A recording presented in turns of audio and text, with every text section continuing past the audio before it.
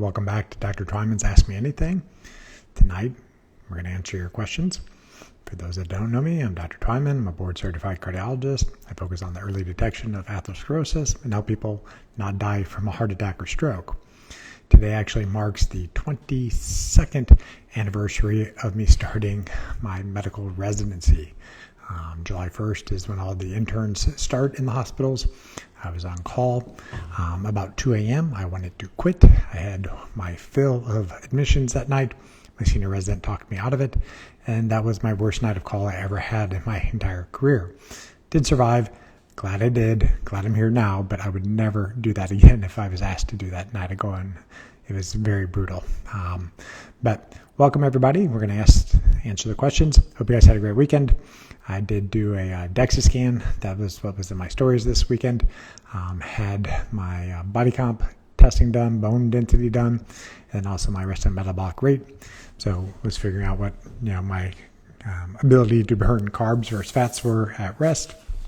So my most updated results showed that I'm able to burn, let's see, what was it? 44% sugar at rest and 56% fat at rest. So pretty healthy metabolism at baseline. So got some health goals in the next few months. Try to put on a little bit more muscle, and I'll let you know how that goes. So if you're ever interested, there's an organization called DEXA. That's who I use in St. Louis. There's other organizations, but if you don't know how to change things. So this helps you know how many calories to eat. You're going to have to optimize your protein for your muscle metabolism, but then you play around with the carbs and fats as well, and go from there. And when we're done with this AMA tonight, I'll post in my story. I did do a podcast on Friday with Dr. Alexis Cohen, who's a PhD from Princeton.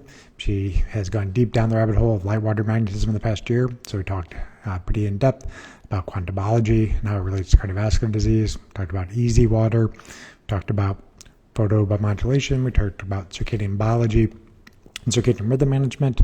So if you want to check that out, I'll leave the link in my story when we're done chatting tonight. So now we'll get down to it. First question up tonight. If I stop drinking out of plastic, do your levels of microplastics eventually go down over time? That's unknown at this point. My suspicion is probably not. I think your body just walls it off and forms scars around it. So the goal is to stop doing damage. It's also my impression that the people who have more issues tend to have weaker endothelial glycocalyxes.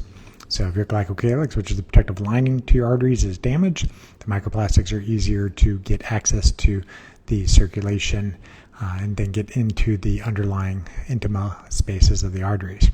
So not that I know of that you can get the levels to go down for sure over time. And at this point, there's not a direct lab test you can do to monitor it. So I think they're only getting these on biopsies. And one I spoke about on Drew Peart's podcast was done on surgical specimens where they were taking out plaques from people's carotid arteries and were assessing under a microscope the plastics in the plaque.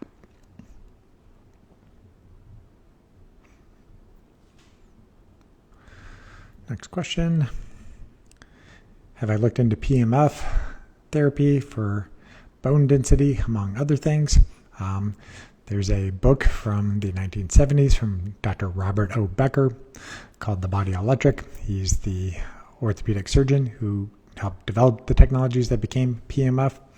While it may help bone density and fractures repair, there were some concerns with it causing certain cancers.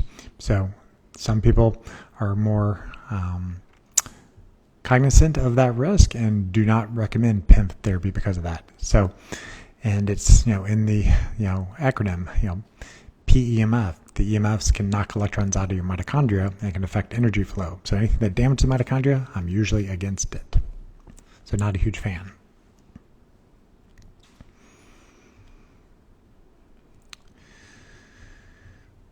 Just a question, how to reduce LDL. So first, you don't necessarily want to reduce LDL, you want to reduce ApoB containing particles, or if you've measured LDL particles. Because there's no such thing as LDL, there's no such thing as HDL, there's just cholesterol. There's different lipoproteins that ferry the cholesterol through the system. So I've given many talks on this, but the basics are you need to assess, are you a hyperproducer of sterols? Do you have an issue with your LDL receptor? Are you a hyperabsorber of sterols? The Boston Heart Diagnostics Test can help guide you on that. And then you really want to know how healthy are your arteries. If you have endothelial dysfunction, if you have vascular inflammation, if you have soft plaque in your arteries, if you have hard plaque or mixed plaque in your arteries, then you're definitely going to think about lowering your lipoproteins with whatever nutraceuticals or pharmaceuticals that will get you to your goal that you and your doctor come up with.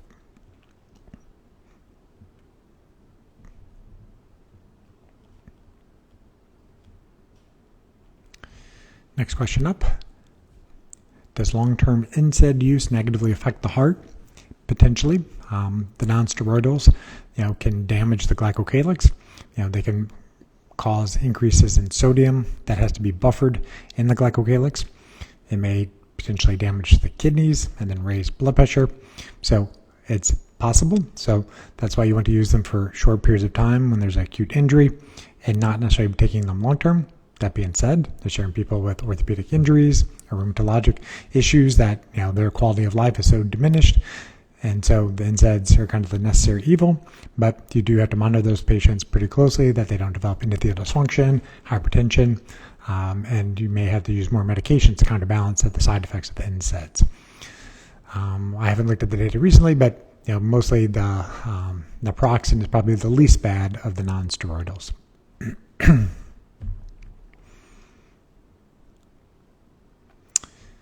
Somebody's asking, is there any chance of a Dr. Twyman and Dr. Jack Kruse podcast in the future? That would be epic. Unknown. I don't have my own podcast at this time. I know Dr. Kruse personally. He doesn't have his own podcast. He generally just is guest on others. It would be pretty epic. I'm sure we could go deep into the quantum biology on the glycocalyx and endothelium. I've asked him a few of those questions on some of his member AMAs that he does monthly. So maybe I'll think about that as a back burner thing and see if I can ever do anything with Dr. Kruse. But I did recently do the podcast with Dr. Alexis Cohen, who I mentioned at the top of the hour, and she has done a lot of reading of the works of Dr. Kruse and the offshoots that you kind of go off when you learn about quantum biology. So that's where I would start. Check that podcast out. It just dropped over this weekend. I'll drop the link in my stories when this AMA is over.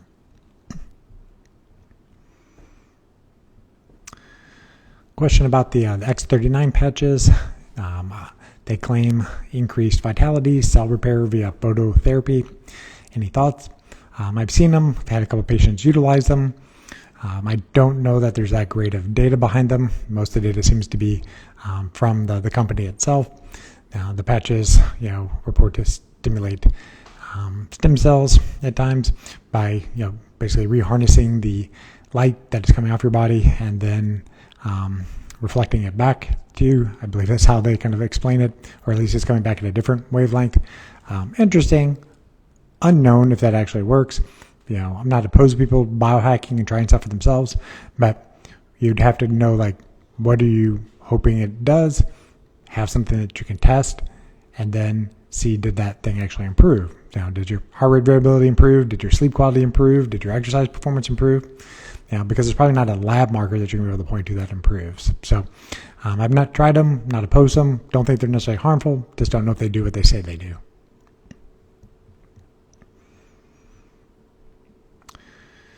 High blood pressure with low resting heart rate, healthy and fit otherwise. Anything to worry about?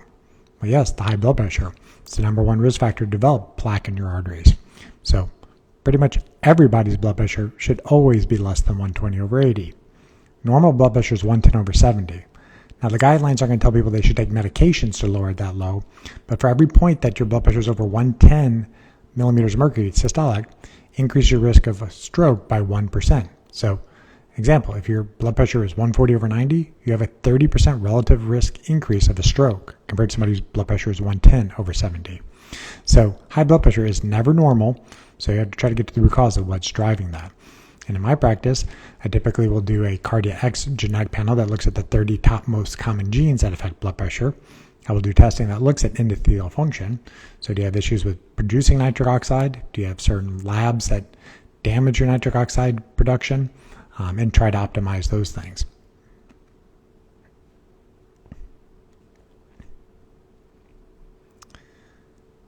How do I feel about mouth taping for increasing nitric oxide? It's something that I played around with. Nasal breathing will activate the epithelial cells, and nitric oxide can be produced if you have a functioning endothelial nitric oxide synthase enzyme, which not everybody's going to have. So nasal breathing won't work for everybody, but if it does work for you, mouth taping can potentially help, particularly while you're sleeping. I usually recommend people try it while they're awake first. Try to go meditate, for 20, 30 minutes and see, can you tolerate it?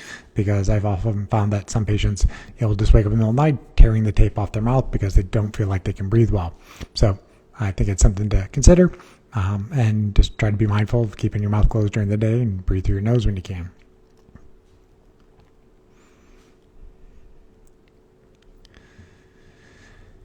And then this is, does lowering LDL help to lower LPLA? Are PCSK9 inhibitors preferred for high LPA over statins? So question 1. So does lowering LDL particles help to lower LPA? No, it does not. If you look at a traditional lipid panel and just see an LDL-C, that's going to be a combination of the LDL particles and LPLA. So that's why if you only have a traditional lipid panel and you take any type of therapy, often the LDL-C doesn't go down because there's no real effective therapies that lower LPLA at this time.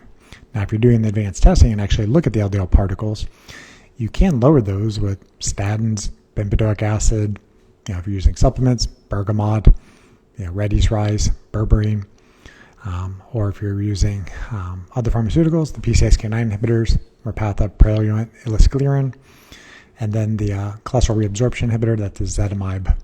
So if you lower the LDL particles, it doesn't lower LPA, but you're going to also want to look at something called ApoB. The ApoB protein is on the outside of your LDL particles, as well as LPA. So that's what you're trying to lower, is the ApoBs on the LDL particles. Second question, the PCSK9 inhibitors, I don't necessarily would be preferred. They're more potent at lowering LDL particles than statins, but they're not approved for lowering LPA, even though they probably can help lower LPA 20 to 30%, but that's not necessarily been shown to decrease clinical events at that time. So if insurance isn't an issue and you can get it covered, then it would be reasonable to be on Repatha or Praluent over statin. But you can still use the statins to just lower the ApoB particles on the LDL particles. That being said, you often sometimes see the LPA increasing a little bit when you're on a statin. But think of this, the LPA goes up this much and the LDL particle goes down this much. So net benefit lowering the ApoB particles on the LDL particles.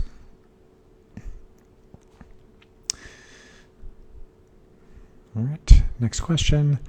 High LDL small particles, but less than 0.2 CRP test result. Should they be concerned? So that's not enough information to say should be concerned or not concerned. Particles predict risk, but small particles, that's often either genetically driven or patients are insulin resistant. CRP is a global marker of inflammation. Should be less than 1 at all times, unless you have an infection or some type of musculoskeletal injury and your body's healing from it. But you need to look at different vascular inflammatory markers like Lp(a)2, myeloperoxidase, oxidized phospholipids, oxidized LDL, and then the high LDL small particles, you would want to look at different markers of insulin resistance, HOMA-IR, just fasting insulin levels, hemoglobin A1C, and it's kind of talk about often, it's like test don't guess, is that yes, you want to look at biomarkers, but you also want to look at biophysical. So do you have normal blood pressure? Do you have normal endothelial function? Do you have normal vascular health, a carotid scan, a CIMT with normal intimal thickening? Then no, probably not as concerned. But if there is thickening of your intima, that's inflammation in the intima until proven otherwise. That's lipoproteins getting obtained in the intima. So possibly be concerned.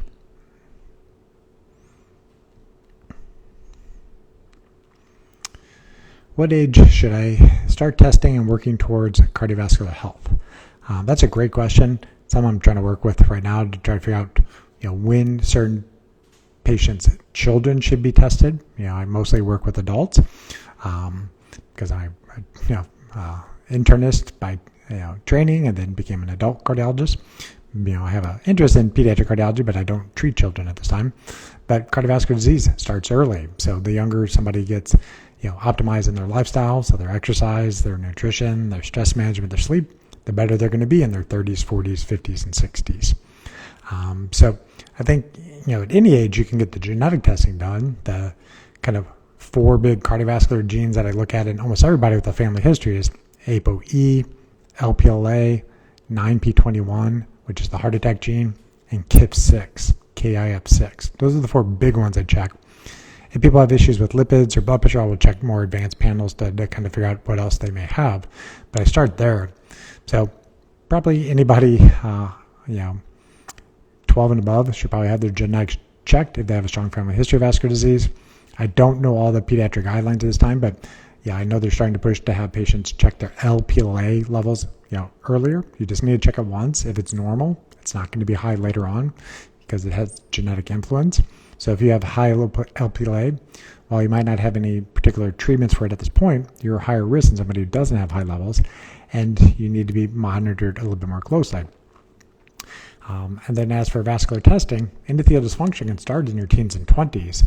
So I'm trying to rethink about how best to screen people. So I think anybody basically over the age of 18 could start considering doing testing like endopat scans, which tells you how much nitric oxide your arteries release when there's a vascular stressor.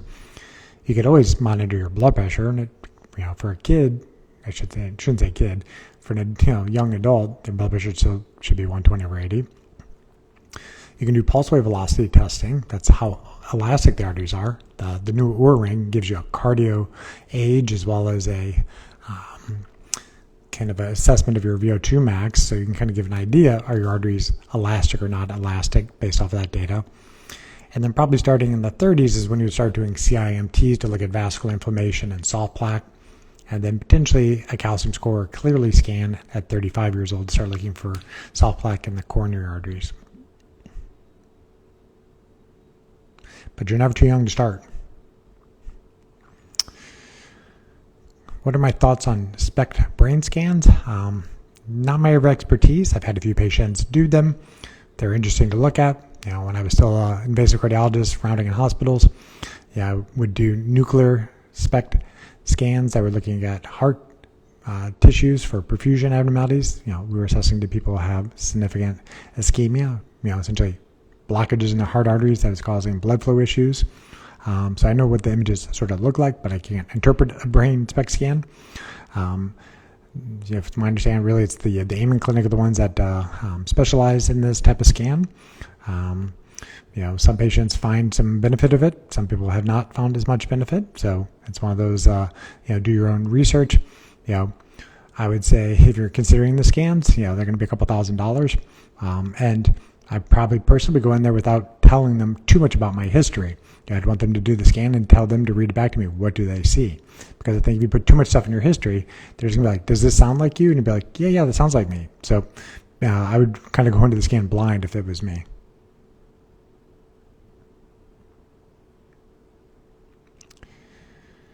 Do I recommend collagen supplements? I'm not opposed to them. I sometimes will throw it in my smoothies.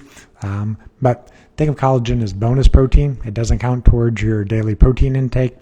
You need at least 90 grams of amino acids to maintain your muscle mass a day. It's mostly the amino acid leucine. Collagen supplements do not have that amino acid, so think of it again as bonus. So if you want to use it for hair, nails, skin, fine. But get your protein through your diet, and if you need it, a whey, egg white, or a plant-based protein powder if you're sensitive to other forms of protein.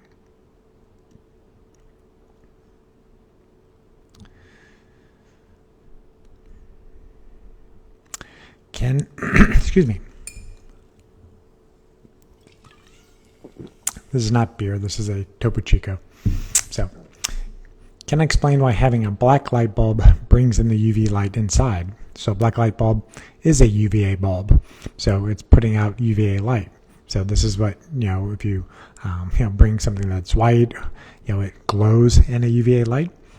So, in my office at Apollo Cardiology, I have a photo biomodulation panel on in the corner. The central bulb's not on. I just have the outer ring, so it has red and infrared wavelengths coming in. And then I have a UVA bulb in the room as well, because glass tends to filter out about 40% of red and infrared wavelengths of light. And it's going to filter out a lot of UVA as well. So you're never going to perfectly recreate, full spectrum sunlight inside, but you can potentially help with it. UVA light helps liberate nitric oxide from your blood vessels, which then can help your blood vessels stay elastic and keep blood pressure optimized. So I just keep one in my office on at all times during daylight. I would use that at night too, but I'm gone by then usually. All right. So I think I got through the pre-submitted questions. Thank you guys as always for submitting them. Next Monday, if you haven't had a chance to, pre-submit a question, the poll usually goes up about 8 a.m. Central Time, and I answer them in the order received. Okay, wow.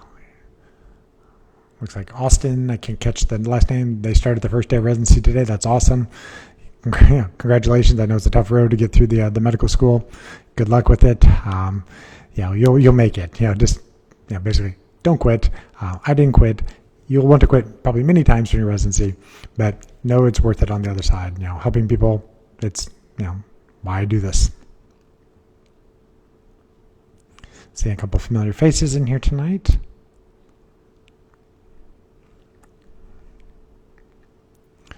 What are my thoughts on methylene blue? Interesting compound. I've done a IG Live dedicated to it about a year or so ago. I think the kind of the archive and Instagram is probably not there anymore, but it'd be on my YouTube channel, which is just drtwyman.tv. It links to my YouTube channel. But methylene blue was the original dye that they used for blue jeans. They eventually figured out that it was a good microbial. It's also antifungal. And from a mitochondrial standpoint, it helps the mitochondria make energy in the absence of oxygen. So it's an electron donor to the cytochromes. So it's interesting, nootropic, helps with hypoxia. So that's what it's used for in the hospitals, methemoglobinemia. So when I used to do transesophageal echoes, we would spray hurricane spray into the throat. That's a topical lidocaine, and sometimes people would have methemoglobinemia from it. You'd have to use methylene blue as the antidote. So it's an interesting compound, but it's one of those cases where you have to have a very pure source.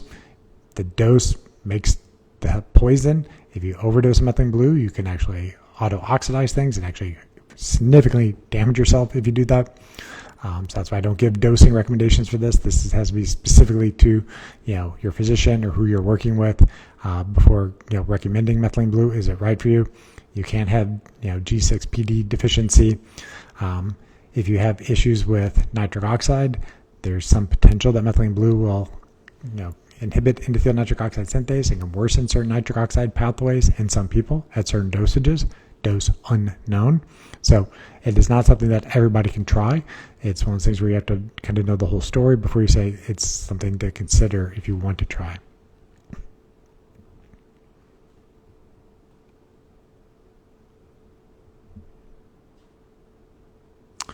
What do I think about the link between triglycerides raising small LDL particle sizes? So often are linked. Triglycerides for most people generally should be less than 80. There's certain genes that affect lipoprotein lipase, and triglycerides can be high, irrespective of you being insulin resistant or insulin sensitive.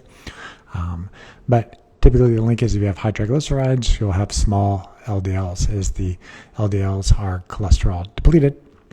The smaller the LDLs, the more residence time they have. They basically hang around in your blood vessels for 5 days versus 1 to 2 days of a larger particle.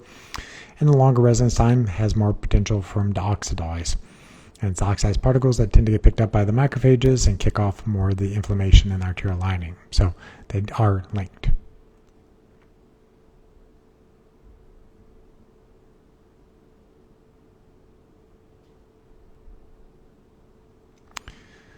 Question, do I utilize fenofibrate? Yes, I actually used somebody today who had very high triglycerides. You haven't heard it mentioned before? Well, I don't use it all that often. There is not great outcome trials with it, so people don't have less heart attacks, strokes, stents, bypass surgery on this medication. The main reason to use it is when people have very high triglycerides that put them at risk for pancreatitis. Pancreatitis can be fatal, so that's why you're using it, to lower that risk. You can co-prescribe it with statins, but only fenofibrate. If you use gemfibrozil, you can put somebody into liver failure, so never use gemfibrozil with statins, only fenofibrate.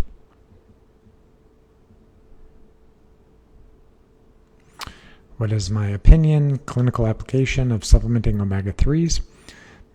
My recommendation is always to get it through the way Mother Nature intended it, through dietary intake. So smash, salmon, mackerel, anchovies, salmon, I should say sardines and herring. The smash fish is what most people eat, tuna also, but oysters are probably the most energy dense omega-3s, so I try to eat them a couple times a month if I get access to them.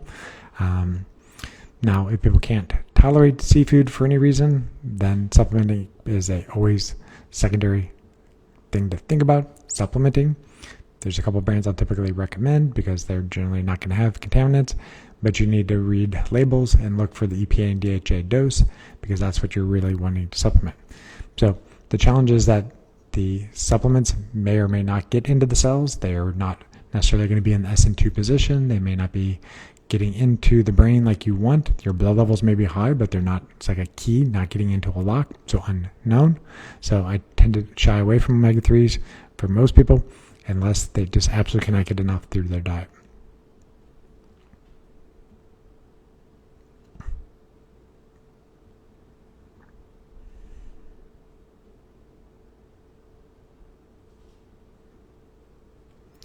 So somebody who's on a statin, they got a Boston Heart Lab panel that shows that they're a hyperabsorber of 2 lipoproteins. So they said, so assuming I would limit saturated fats, including eggs, would that make a difference? Possibly, but saturated fats have more effect on the LDL receptor. So the LDL receptor is sitting on the side of the liver, grabbing the ApoB particles as they go by. So the statin, you're depleting the sterile pools in the liver, so you have to make less lipoproteins. And then your LDL receptors grab the lipoproteins from circulation, deliver to the gut, and the gut's supposed to get rid of it. If you're hyperabsorbing, basically the body's responding in kind because you're not producing as much. So the liver tells the gut, open up some doors, let this cholesterol come back. So you can try making a dietary change to see if it has effect, but rarely does it make a big difference. And so depending on your vascular health and your other risk factors, if you're still a hyperabsorber, then often synergistically you'll use statin plus ezetimibe.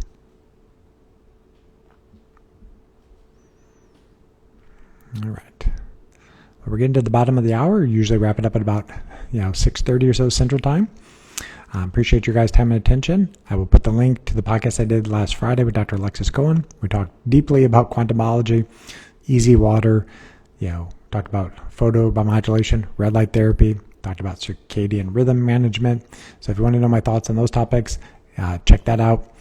My YouTube channel, drtwyman.tv, will have this replay within the next week. And I've been working on some longer form videos. I have a video that's put together that goes through me reading my own lab results and how I think about lipoprotein management, lowering inflammation, lowering things that affect nitric oxide. I can tell you I really have no issues with my labs other than my ApoB particles, and I'm managing that now. So if you want to see that, follow me on my YouTube channel, and I'll be releasing that there in the short order. So appreciate you guys' time and attention, and we'll see you next time.